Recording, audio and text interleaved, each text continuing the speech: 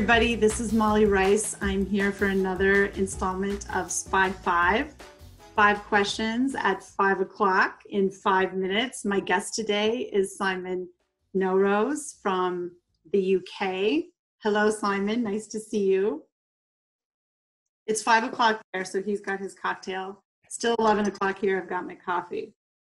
Anyway, Simon, Spyglass got to know Simon when he's currently the Chief Marketing Officer of CWT, the world's largest global travel management company.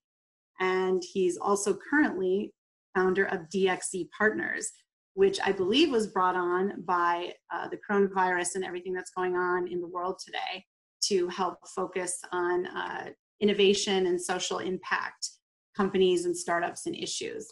I'll let him talk more about it, but welcome, Simon, and so glad you could be with us.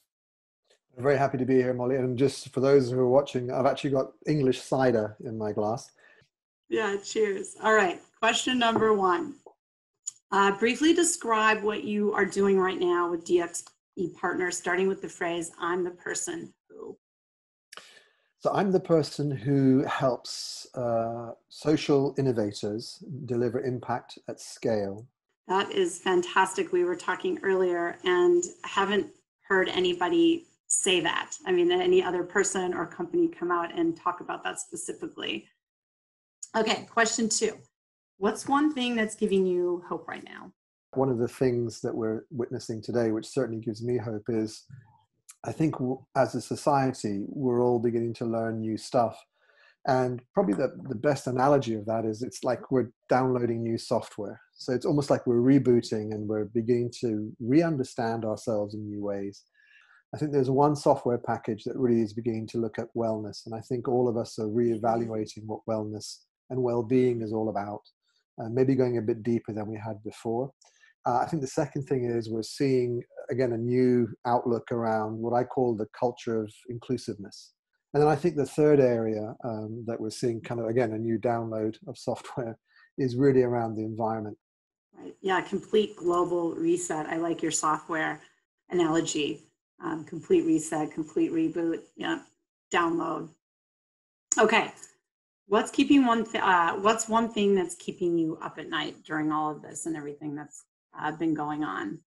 If we go that metaphor about the software packages, so the culture of inclusivity and some of the other things, all of that needs an operating software to run off, right? It's the actual operating software that runs the day-to-day stuff.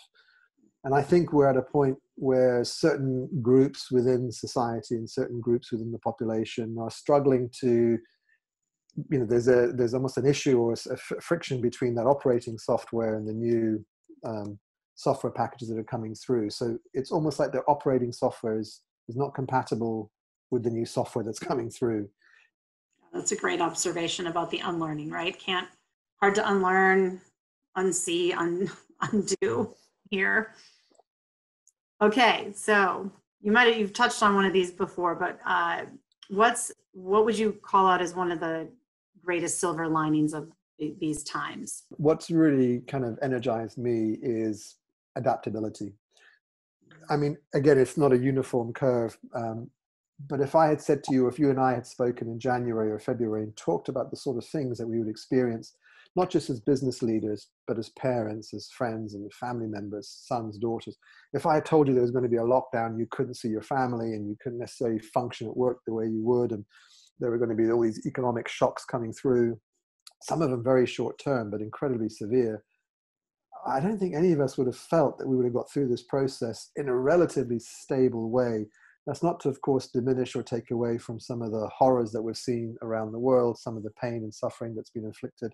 So that's the silver lining is, man, we can adapt. Yeah, agreed. And at lightning speed. I mean, really, still need to unlearn. Unlearning won't be. Yeah. But, okay. 5th question. What's one piece of advice that you have for me and other leaders? So what someone mentioned to me, we were talking about unlearning and change and this really significant shift in terms of how we behave as a society. And what they said was we only reference the unknown by the known. So we try to make sense of what we don't know by what we do know. And that's actually quite dangerous at times, because it casts a shadow, right? What we know casts a shadow on what we're not able to compute, comprehend, or understand. Because as you know, I mean, the old model, and maybe this is one of the things we're all trying to unlearn, is that you're the expert, you know everything because you're a leader. And trying to turn that on its head is challenging at an individual level, but also then at, you know, at an organizational level. That is profound. And I'm going to go back and when I listen to this, right, and write that down. And that is a good thing to put in, have a conversation around with your leaders, with your teams, with your people, with your clients. Okay, bonus question. I know I said 5, but we've got 6. Simon, who would you like to play in the story, the movie of the story of the life of Simon Nowroz?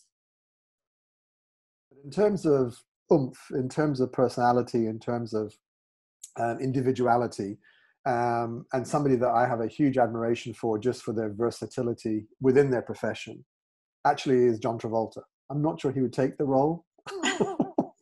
Absolutely, he would. I love that. I love that choice.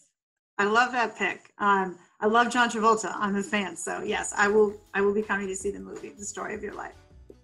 Let's just hope we can get him. Simon Nowroz, founding partner of DxE. It's on LinkedIn. You can find out more about it. Thank you so much for being here, and enjoy that cider. Thank you very much. Thanks again, guys. Cheers, Simon.